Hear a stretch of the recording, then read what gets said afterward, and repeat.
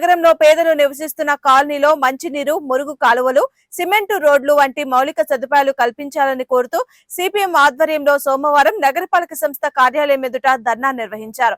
CPM జిల్లా committee సభ్యులు B Muthyalarao అధ్యక్షతన జరిగిన ఈ కార్యక్రమంలో సిపిఎం నగర కార్యదర్శి కెఎల్ నల్లికాంత్ మాట్లాడుతూ సిపిఎం ఆధ్వర్యంలో నగరంలో పేదలు ఎదుర్కొంటున్న సమస్యల అధ్యయనం కోసం 10 రోజుల పాటు ప్రజా చైతన్య యాత్రలు నిర్వహించామని తెలిపారు. ఈ యాత్రలలో గుంటూరు నగరంలో పేదలు నివసిస్తున్న పేటలలో ప్రజలు అనేక సమస్యలు ఎదుర్కొంటున్నట్లు గుర్తించామన్నారు. గతంలో తెలుగుదేశం అధికారంలో ఉన్నప్పుడు నిర్మించిన టిట్కో గృహాలను ఇప్పుడు లబ్ధిదారులకు ఇచ్చారని, లబ్ధిదారులు అద్దెలు చెల్లించలేక ఈ టిట్కో గృహాల్లో నివాసం ఉందామని వస్తే మౌలిక సదుపాయాలు లేకపోవడంతో తిరిగి ఖాళీ చేసి మళ్లీ అద్దెలకు వెళ్తున్నారని అన్నారు. ఈ ధర్నాలో సిపిఎం నగర నాయకులు ఆదిని కల్సన్, షేక్ కాసిం వలి, టి శ్రీనివాసరావు, జి వెంకట్రావు, ఏ కళ్యాణి, జి లూథరల్ పాల్, షేక్ బాషా, సీపాన పద్మనాభుడు, ఎం వీరవర్మ, టిట్కో గృహాలు, వివిధ కాలనీల ప్రజలు పాల్గొన్నారు.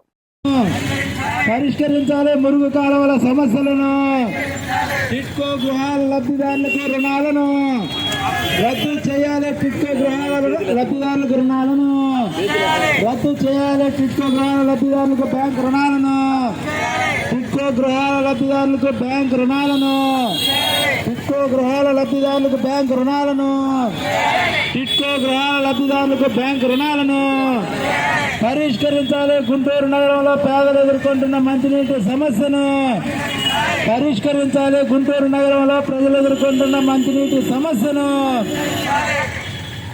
వేయాలి. పేదల నివాస ప్రాంతాల్లో సిమెంట్ రోడ్లు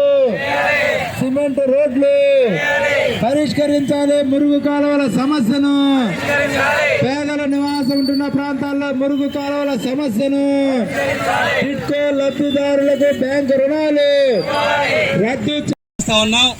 గత 15 రోజులుగా సిపిఎం కార్యకర్తలు మీ ఇళ్ల వద్దకు వచ్చి మీ సమస్య తెలుసుకొని ఈ సమస్య పరిష్కారం కోసం మనం ఒక్కొక్కరిగా కాదు సామూహికంగా వెళ్ళి కమిషనర్ గారికి వినతిపత్రం ఇద్దాం, అందుకని మీరు అందరూ కలిసి రావాలని చెప్పి ఈరోజు అమ్మని చెప్పి అడిగిన నేపథ్యంలో మీరు అందరూ ఇక్కడికి వచ్చారు.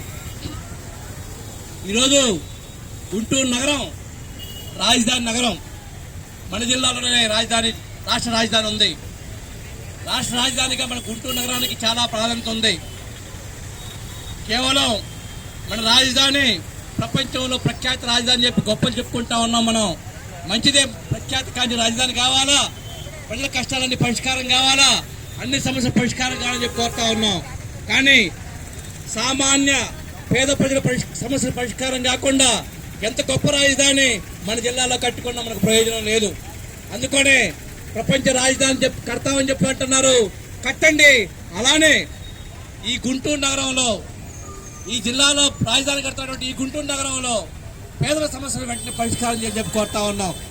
ఆ సమస్యలేవి వాళ్ళకి కోరుతున్న కోరికలేవి కొంచెం కోరికలు కావు, చాలా సామాన్యమైన కోరికలు.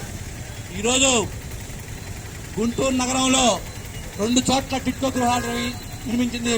గతంలో ఇదే ప్రభుత్వం అధికారంలో ఉన్నప్పుడు 2014-19 కాలంలో అడవి చెక్కలపాటి దగ్గర ఒక 2,500 ఇళ్ళు, అలానే వెంకటాయపాలెం దగ్గర ఇంకో 2,500 ఇళ్ళు 2 చోట్ల కట్టింది. వెంకటాయపాలెం దగ్గర ఉన్న కట్టి గత 10 సంవత్సరాలు గడుస్తా ఉన్నా గత ప్రభుత్వం కానీ అంత ప్రభుత్వం కానీ పూర్తి శ్రద్ధ చూపించకపోవడం వల్ల ఇప్పటికి కొన్ని ఇల్లు పూర్తి కాలేదు. ఏదో కొద్ది మేరకు పూర్తయినటువంటి అడవి చెక్కలపాడలో 1 సంవత్సరం క్రితం అధికారం రాబోయే ముందు హడావుడిగా వైసీపీ ప్రభుత్వం తాళాలు ఇచ్చి వాళ్ళందరినీ గృహప్రవేశాలు చేయించారు. చాలా మంది పేదలు అద్దెళ్లలో ఉంటున్న వాళ్ళు 3,000, 4,000 అద్దె కట్టుకునే కంటే దూరమైనా ఇబ్బందులైనా మన సొంత ఇంట్లోకి వెళ్తే మనకి ఇబ్బంది లేకుండా ఉంటుంది, అద్దె డబ్బులైనా మిగులుతాయని చెప్పి కంపెనీ ఆశతో చాలా మంది టిట్కో గృహాలకు వచ్చారు.